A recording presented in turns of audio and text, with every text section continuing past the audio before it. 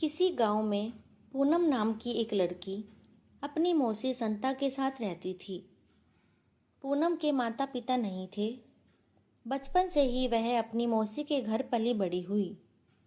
संता पूनम को पसंद नहीं करती थी, वह उसे तंग किया करती थी। संता पूनम को सुबह जल्दी उठा देती थी और उससे घर का सारा कामकाज करवाती, जिस वजह से पूनम को स्कूल के लिए देरी हो जाती। पूनम की पढ़ाई में रुचि थी, वह मन लगाकर पढ़ाई किया करती थी।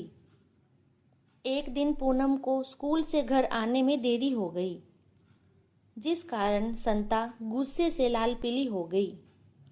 उसने पूनम को खाना नहीं दिया और पूनम को कमरे में बंद कर दिया। शाम हो गई थी। संता खाना लेकर पूनम के कमरे में गई, परंतु पूनम रोते रोते वहीं सो गई थी।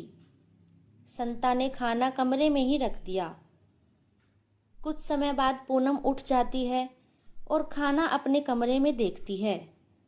वह खुश हो जाती है और फटाफट से खाना खाने लगती है।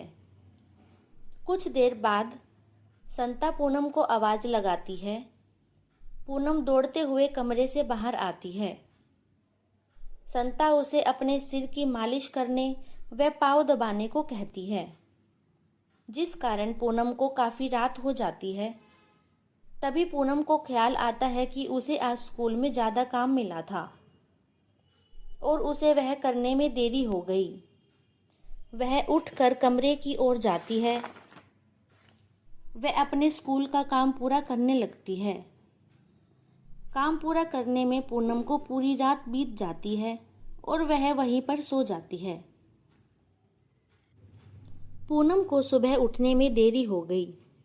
संता देखती है कि पूनम अभी तक उठी नहीं है। वह गुस्से से पूनम को आवाज लगाती है और उसे उठाने पूनम के कमरे में जाती है। पूनम आवाज सुनकर डर जाती है, वह उठ जाती है।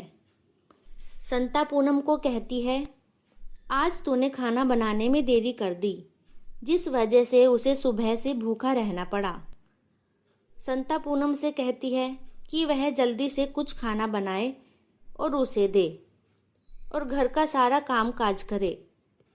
पूनम संता से कहती है कि आज उसे उठने में देरी हो गई है और अगर वह घर का काम करती है तो उसे स्कूल के लिए देर हो जाएगी, जिसके लिए उसे टीचर से डांट खानी पड़ेगी।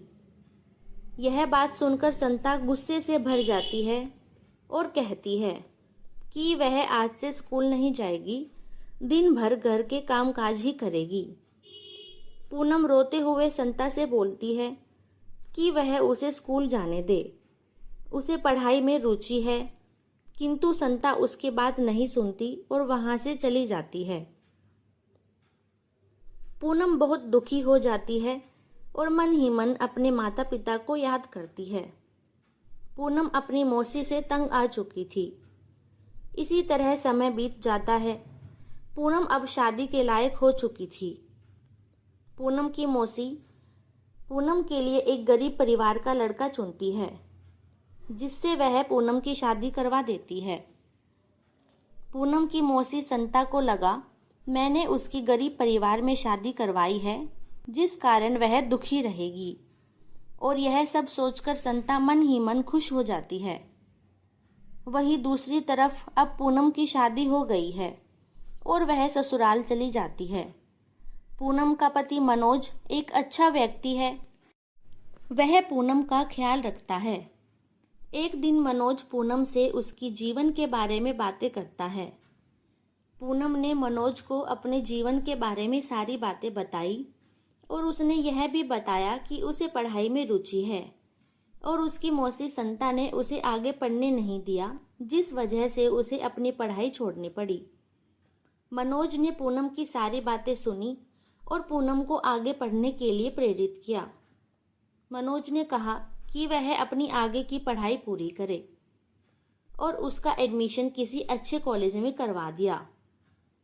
अब पूनम खुशी खुशी अपनी आगे की पढ़ाई पूरी करती है और देखते ही देखते पूनम की सरकारी नौकरी लग जाती है। पूनम की नौकरी का आज पहला दिन होता है कि तभी मनोज उसे बताता है कि उसकी मासी संता की तबीयत काफ़ी खराब है। यह सुनकर पूनम अपनी नौकरी का दिन छोड़ अपनी पति के साथ संता से मिलने चली जाती है और संता की तबीयत का हालचाल पूछती है। अपनी इस हाल में पूनम को अपने पास देख संता भावुक हो जाती है और रोने लगती है।